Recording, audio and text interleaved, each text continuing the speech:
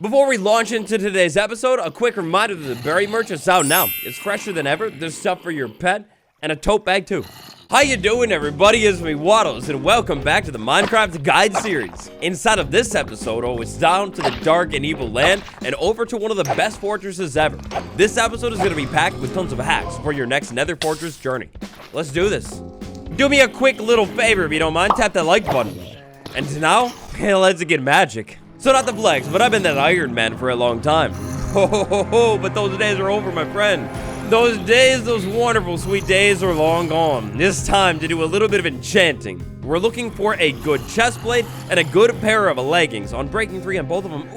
Ooh, which one do I want to do? I think I want that one. So look, when it comes to enchanting, your chest plate and your leggings from the table is actually like, ooh, that's good, that's so good. When it comes to enchanting these 2 pieces of armor inside of the table, there's not much you could look for here. So if you see protection 4, it's probably worth it. As soon as we beat the dragon, move over to the new base, we're gonna have to dive into villagers and get that sweet mending villager. That's gonna help us keep our level setting good forever. But for now, I'll be right back.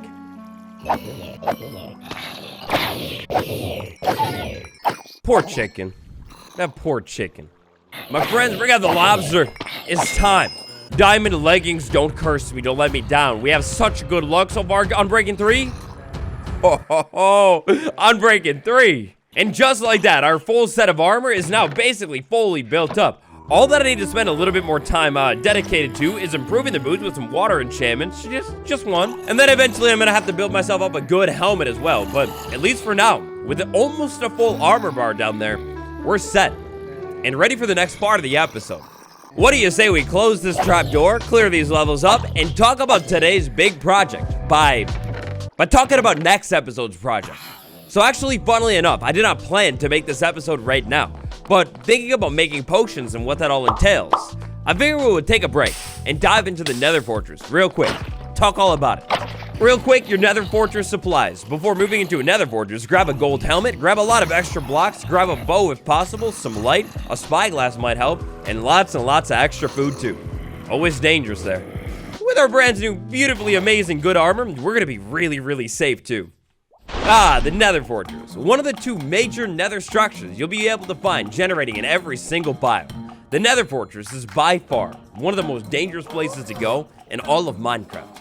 Your typical Nether Fortress is going to consist of long corridors, sometimes out in the open, sometimes enclosed. These corridors will connect staircases and rooms. If you're a little bit more fortunate, you will find a nice loot inside of the fortress. However, no matter what happens, you're gonna find some really dangerous mobs too.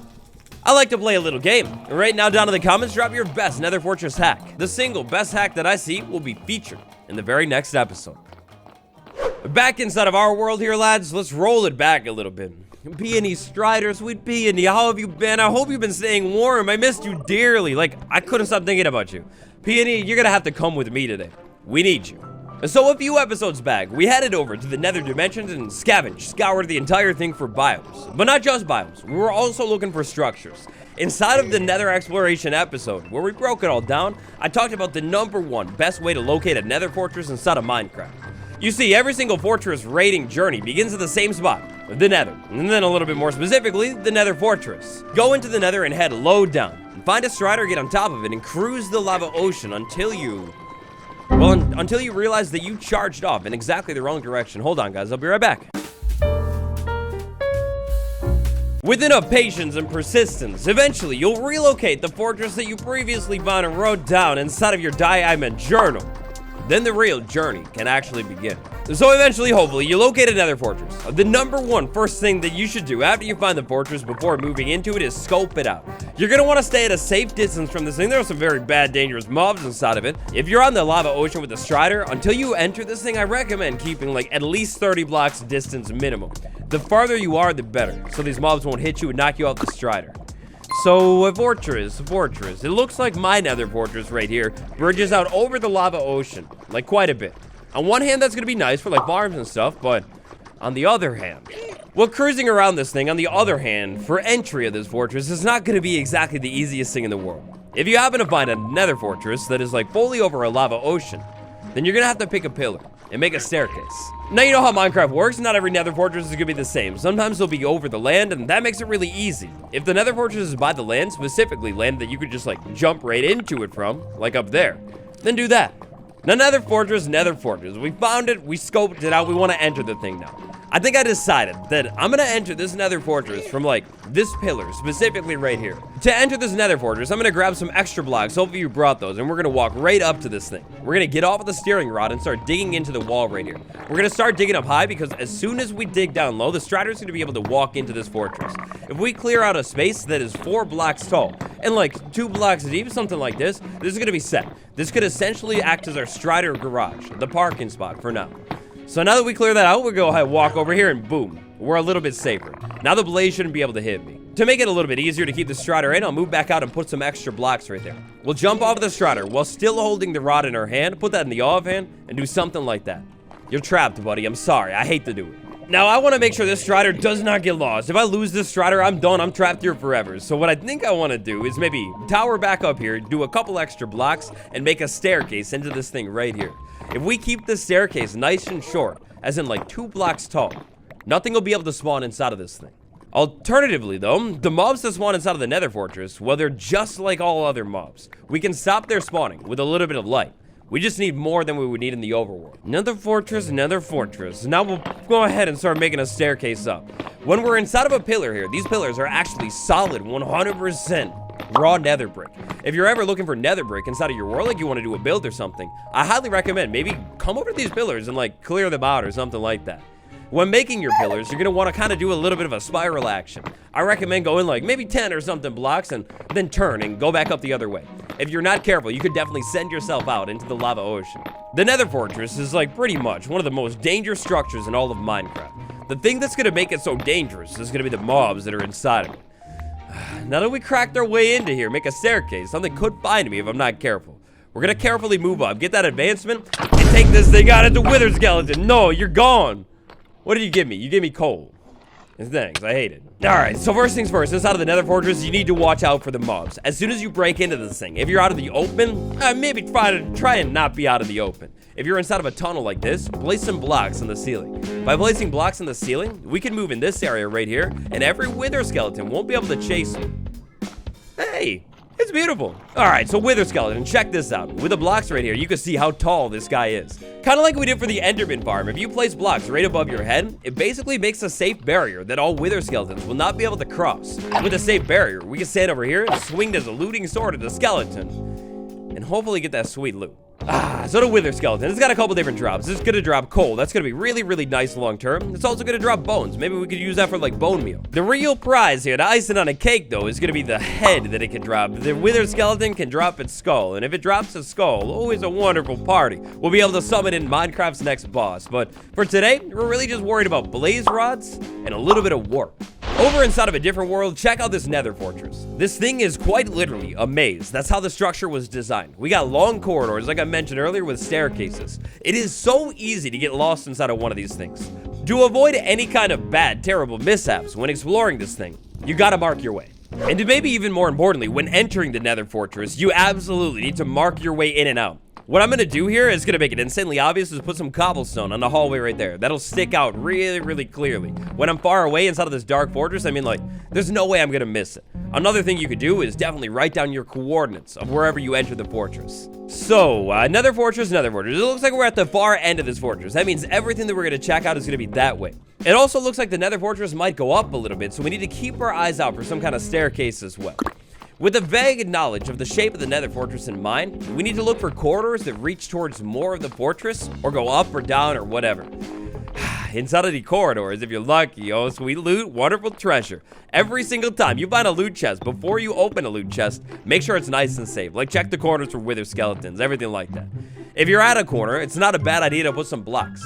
Imagine how terrible it would be for me to turn a corner and then boom, just like that wither skeleton, surprise, and it takes me out. That would be really, really bad. Corners are great spots to put these wither skeleton barriers. That's what we're gonna call it today. So, loot, sweet loot. We got some good loot inside of the structure sometimes. I mean, I take it back. I'm happy. I'm delighted. I'm dilapidated. I don't know. Multi-syllabic words. It's wonderful. We got some good loot. We got the ward right off the bat. That's check done. Now all we need is blaze. That's easy. Armor trim. Oh man. So when it comes to the best loot in the fortress, it's kind of up to you and what you desire and dream of. But in my opinion, I would love to find the armor trim to make our journey a little bit more enjoyable and make sure we can actually, like, take everything. We're going to leave a loot chest right by the entrance. Not a bad idea. Now, in Nether Fortress, we got a corridor over here and a staircase. Oh.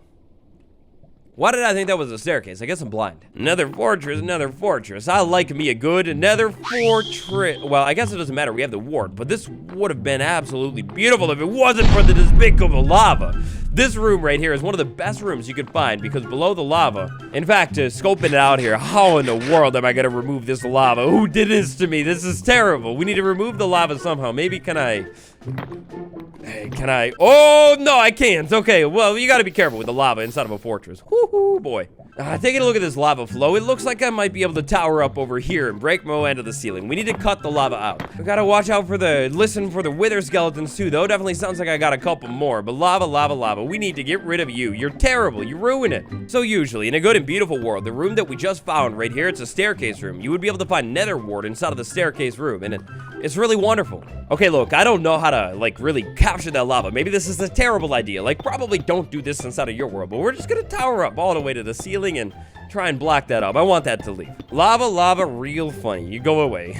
you killed all the wart. Alright, so that worked out, and thankfully, nothing spawned up on the top of the fortress and shot at me. When it comes to where mobs can spawn inside of the nether fortress, I mean, it's like literally everywhere. They can spawn inside of the thing, but also on top of it as well. They could also spawn a little bit below if you had a platform or something like that, but I mean, you would have to, like, build the platform and, yeah, whatever. If you have a lava inside of the fortress or a whole lot of light, then the mobs won't be able to spawn. Please drop the skull. Alright, so anyways, when you can find these big staircase corridors, typically you'll find nether wart growing inside of these things. Unless lava has poured into it and ruined and crushed all of your hopes and dreams, that is by far the best way to find nether wart in all of Minecraft. Oh. Okay, so I start to hear blaze. Blaze are very dangerous. Inside of a nether fortress, at spawners or just inside of corridors sometimes, a mob called a blaze will spawn. The blaze is a very, very dangerous ranged mob, but also dangerous if you touch it too. You see, the blaze is flaming hot. A lot of people forget that if you touch it, it's on fire. I was hoping that was going to be on fire with armor trim, but no. Great way to keep track of things in a fortress. When you find the loot, take it and break the chest. And when you find a dead end, block it off. See this dead end right here? It's really dangerous. You gotta watch where I'm running. I could send myself all the way down into the lava. To make sure that never happens, if I block it off, whenever I come back, I don't have to worry about it. Alright, so check out this fortress over here. It looks like it goes into an open part. Gotta have to be careful there. And then over here, I see even more loot. Before I check all of that, though, I think I want to backtrack this way because I remember that the fortress doesn't stretch too far out this way. This should be an easy part of the fortress to explore, check done, check the loot, you know, all that stuff, and then move back over to the rest of it. When I explore these nether fortresses, I try and like to, if possible, move in one direction around the fortress. Like, start at one end, kind of explore it, check it all out, and then move to the next end. Now, I'm hearing a whole lot of mobs that spawn over here. I just want to check it out really quick. If you want to stop mob spawning inside of a nether fortress, in these corridors, drop torches down every 10 or so blocks. It'll make it nice and bright. If you don't want to stop mob spawning, like you want to use it to hunt wither skeletons, then skip the torches. Come on, loot, please. A nice little fortress hack here involves your subtitles. Most nether mobs make a whole lot of noise, but if you want to be sure you're actually hearing what you're hearing, turn them on. Alright, so let's try and remember what I was doing here. We got this thing with the lava. Then I think to get out of the fortress, was it down this way, or? No, it definitely wasn't. That's a dead end. Yeah, no. Yeah, as you can see, they're very easy to get lost in. Well, I try and refine my way. Maybe you guys notice something completely different going on here. It is subtle, but if you notice it, you probably notice right away. Oh boy, finally, at long last, Minecraft 1.20.1 has been out for a minute, and finally, Optifine is fully out, or maybe it's been out for a minute, but finally I realized that Optifine is out for Minecraft 1.20.1.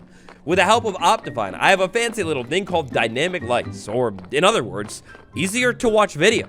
Thanks to the dynamic lighting, I can hold this torch in my hand and basically move around, make it a little bit brighter for you guys to watch it. Now, Optifine and client-side modifications, cool little add-ons, tricks like that, I will probably talk about those a little bit more later on. For now, let's focus on the fortress. Back up this way and over here, I saw another loot chest that's calling my name. Waddle, sweet Waddle. Oh, yeah. Let me check you out. How you doing? Well, I guess on the bright side, I can't be too mad because everything that we came here for today, blaze rod, wart, everything like that, like, we're more than satisfied. We got all of this stuff. But on, like, the other side of things, the side of me that is very greedy and wants a lot of nice, sweet profits, I need more. Well, look what we have here, a whole group of wither skeletons. When you have a whole group, I never recommend charging and taking them on. Build a line like this, let them pile up, and then take them out. Alternatively, if you don't have a looting sword, don't waste your time. Take these things out range. If you got like a good bow, just use the bow and don't even get up close. Don't give them the chance at all. You Blaze, stop it, you're terrible. The Blaze, they have like crazy aimbot and they have crazy eyes too. They'll be able to see you from clean across the fortress. You gotta watch out for these things, especially out in the open. So at this point in the game here, I think our end goal for this fortress today is gonna be loot the whole thing, check it all out, and hopefully, if we're lucky, come out of it with trim. We don't absolutely need to find a piece of trim, but if I could find a piece of trim, well, I'd be absolutely happy. So back in the corridors, I remember seeing this room. This is a proper nether wart room. One of the most valuable rooms. One of the big things that I recommend looking out for inside of the fortress is corners, but the other thing is staircases. Staircases are kind of tricky. You can't really see what's up there. You never know if a skeleton or 3 is going to drop down on you and just try and take you out right away. Now, inside of these nether fortress, nether wart room things, if you take the wart out, you're going to find soul sand. If you want to grow the wart back over at home sweet home, you're going to need the soul sand too. But when digging out the soul sand, be careful. If you jump into this spot and dig all the soul sand out, you're technically trapped. Maybe not a great idea. Instead, when collecting your nether wart and all of the soul sand that I recommend taking, break a couple blocks around it, then break the wart, then break all of the soul sand. Alright, so going up here, it looks like we have a dead end. Sometimes it will be fake dead ends, and the blocks might kind of fill it in a little bit, so it's not a bad idea to dig the blocks out, but 100% that's a dead end. If you find nether bricks, like in a wall like this, it might be like another corridor or something, but there's probably a better way through the fortress to actually find that thing. Let's go back this way. What am I seeing over there? Is that netherrack or crimson? Oh, the crimson wart. It enters the biome. That's interesting. I don't think I want to check out the biome too much today, but I definitely want to check out more of the fortress. It looks like this boy goes up. It's so tall. This is a huge fortress. This is amazing. It's pretty straightforward. The bigger the fortress, the more loot, the more skeletons, the more whatever that you could probably potentially find inside of this thing. Now, what I want to do here is mark this off. This way is going to be back home sweet home. I checked out that way. That was checked on, so we'll mark it with like a cobblestone. I don't think I went this way, but I don't remember. Let's see. What do we have? Oh. Maybe I went over here. I don't know. Did I? Nice. Somebody tell me. I don't remember. This is a little bit confusing, though. So we got the staircase that goes up over here. Maybe this is what I need to do. I need to go over this way. And yeah, definitely this way to continue out and explore more of the fortress. Oh yes. You know what this is? This is the lava fountain room. I have no clue what the technical name for this room of the structure is, but this room kind of signifies the entrance to the fortress if you're coming from the outside, or the exit if you're coming from the inside. Every single time you find this room, I recommend right below these fences, place some building blocks, make it safe. Now, this is an interesting situation here. Our nether fortress this time has actually completely smashed into the Crimson Forest biome. That means it's going to be a little bit more dangerous. Because this is right at the Crimson Forest, hoglins at any second could jump down and try and get me. We got to watch out for them. So far today in the fortress, we've been in what I would call the corridors, but it's not all just corridors. This is a more open spot. In the more open spot, it could be a little bit more dangerous because sometimes, depending on how it generated, you'll be like above a lava ocean. You could fall off. You got to be careful. Wither skeletons, sweet wither skeletons. I can hear you all over the place. Stop leaving a fortress and come back over to me. Oh, oh, that's right. That's perfect. Wither skeletons hate piglins too. It's not usual that you'll actually see them fighting in the wild. This is a pretty unusual fortress, but yeah, it can totally happen. Please, somebody give me a skull. I want your head. Now, inside of the corridors, you need to be careful. Because it's so open, it's not really easy to build the wither skeleton barriers or anything like that. That's why I recommend setting them up by the entrances or the exits to the corridors, whatever you want to call it. It's also smart to use the wither skeleton's pathfinding a little bit here and lure them over to you. Never run out to the wither skeleton. Make it come to you. If a wither skeleton touches you, you're gonna get the wither effect, but don't worry, not for very long. The wither effect is really dangerous though. It's kind of like poisoning, except not really. Like, it's hard to see your health and you'll keep taking damage. The wither effect can definitely remove you from the world if you take too much damage from it. Rib, wonderful rib. Let's move back over here, and I didn't even see you. How did I not see you? So the one thing to know about these whole open parts of the fortress is you're not typically going to find any chests generating out in the open. If you're looking for the chests, you're looking for the rooms that are fully encased in nether brick typically. Unfortunately, that means over here, when it comes to rib trim, it's so sad. It's bad news. If we want to find the rib, we got to find parts of the fortress that go back inside. So the nether fortress, when generating, it doesn't really always have a proper end. Sometimes it'll just go down to netherrack and then kind of just end. If you dig out into the netherrack a couple blocks, like say, more than 5 blocks and it's all just netherrack, you have indeed found the end of your nether fortress. In my opinion, the only thing these long corridors that reach straight into netherrack are good for is... well, actually, they're actually amazing for nether brick. Check this out, the floor is all the way up there, and basically almost like a small pillar forms. The nether brick keeps going and going and going, quite a bit of a ways down. If you're ever planning on doing a build using nether brick, instead of like smelting it up in a furnace and crafting it with netherrack or anything, consider going to these fortress hallways all the way at the end and just slowly dig this stuff out layer by layer. But if you're gonna do that, before you do that, wither skeleton brace. So that part of the corridor, check done. It's marked off by the blocks I removed and that thing. This part of the corridor, let's go there next. Let's see what we got. It almost looks like this goes out into, well, definitely a completely different biome, Soul Sand Valley. We're gonna need to be careful, but also just more corridor. I was gonna say, aha, it is more of the fortress that I've already seen, but skeleton, no, you gotta get out of here. Skeleton will spawn here too. Obviously, range mob, dangerous, you know the deal. Anyways, before I was so rudely shot in the eye a couple times, I was gonna say I put blocks there. It's gonna tip me off that I've already been there. This is another type of staircase you'll find in the fortress. You gotta be careful. And because of the shape of this type of staircase, I find that it could be really dangerous. Like, sometimes you'll miss a wither skeleton and it'll jump down in you, or the other way around, it'll be waiting for you. Aha, well, what was I just telling you about wither skeleton hiding in the staircase here? It looks like our friend has done it. Not so fast, buddy.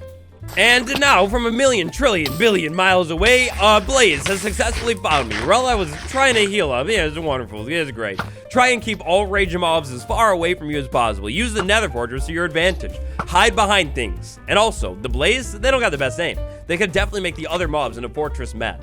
Now, we have found something very significant. Significant because it's really, really good if I want to build a farm. Significant because it's really, really bad if I'm just not very careful. Over here, we got a blaze spawner. If I get close enough to the thing, excuse me, sir, stop it, no more. Before I was so terribly rudely interrupted, I was trying to talk about this spawner right here. This spawner right over there that I don't really want to mess around with, get too close to, is a blaze spawner. The blaze spawner will obviously spawn blaze, and they'll pop into the world and try and take you out. It's really, really bad. The blaze spawner acts as a normal spawner. So like, if you're within 16 blocks of the thing, it's active and it's gonna spawn blaze. However, the thing that makes the blaze spawner a little bit different than the overworld spawner is the light level that you need to get the blaze spawner to stop the blaze from spawning. If you want to stop the blaze from spawning around the thing, you essentially gotta spam torches. It's pretty crazy. It's not worth it.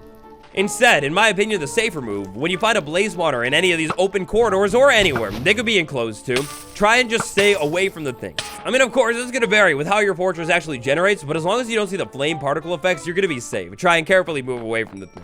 It looks like down here I have another blaze spawner. It's good to know that there is no loot ever by the blaze spawner, like no chest or anything like that, so if you don't want to deal with the blaze, all you got to do is just not go by the thing. Maybe write their coordinates down so you can come back later. But yeah, you know, just generally avoid the blaze spawner so you don't get floating bad mobs. I do recommend never taking the spawner out though. Once you break it, it's gone forever, and the experience that you get from breaking it is really just not worth it. A Blaze XP farm is an absolutely amazing farm that I would love to build later on in the world. So we'll keep them in mind and move on. So now, at this point, moving back into the inside of these corridors, to make sure I remember that I've already been over there, I'll place blocks right there. Here we've got a small crossroad. Another crossroad right here with nothing there and nothing right over there. You can tell because it just kind of like drops off into the void. It's probably not worth checking out. So that means I got that marked right there. I'll go ahead and mark that right there. That means everything over there is checked on, not interesting. Now I've got two options. I can't remember which way I came from. I think it's that way. Oh, yeah. It's definitely that way. I can see those things down there. So now, that's gonna mean if we go out this way, we're in the Soul Sand Valley, out in the open, the good old open. We gotta be really careful here. Watch out for gas, you know, things like that. Using a spyglass or the handy optifine zoom right here, I can see that this is just more open corridors. There's nothing that's gonna spawn out here other than dangerous problems. So I don't need to worry about it. So a little bit of a common theme that you're starting to see here. The spyglass and just kind of knowing how the fortress generally generates is very, very useful for exploring this thing. Over here again, this thing kind of just cuts off. That means we're all the way down here, so we can obviously see. It's the end of the Nether fortress. One thing that I'm learning more and more from this season of the guide that I never thought I would actually say is, well, actually, the spyglass is like a pretty useful tool inside of Minecraft. Like, it's great for looking at things that are far away, just to make sure you're seeing what, like, you actually think you're seeing. And whoa, wait, actually, speaking of seeing things, I don't know if I'm seeing this right, but it looks like we've cleanly rolled into a time lapse that's gonna wrap up the rest of this episode. Before we leave this fortress today, we already found the wart, but I don't have anywhere near enough blaze rod. What I'm gonna do, using my knowledge of the fortress, now that I've basically seen it all, is run around this thing and hunt blaze. The safest way to hunt blaze inside of a nether fortress is probably gotta be inside of those rooms, because it's confined, controlled, and you can take them out. Running around inside of these rooms in the hallways, I can place more blocks at intersections to make safe spots. By putting blocks at every intersection, or at least most of them, it'll keep them nice and safe. Corners are a great spot for safe spots too. Because of how mob spawning works here, if I put a torch dead center in any of this stuff, mobs shouldn't be able to spawn in your safe zone. Another great method for collecting up a lot of blaze rods relatively quickly here is gonna be the spawner. You just gotta be more careful. If I go close to the spawner and let the mob spawn, take them out, retreat and repeat, well, it's not bad. And speaking of not bad, today's comment of the day. Wow, that's a beautiful idea. A super simple improvement to the Enderman farm that we talked about not last episode, but the one before that. And yeah, that's just genius. That's so smart. Thank you.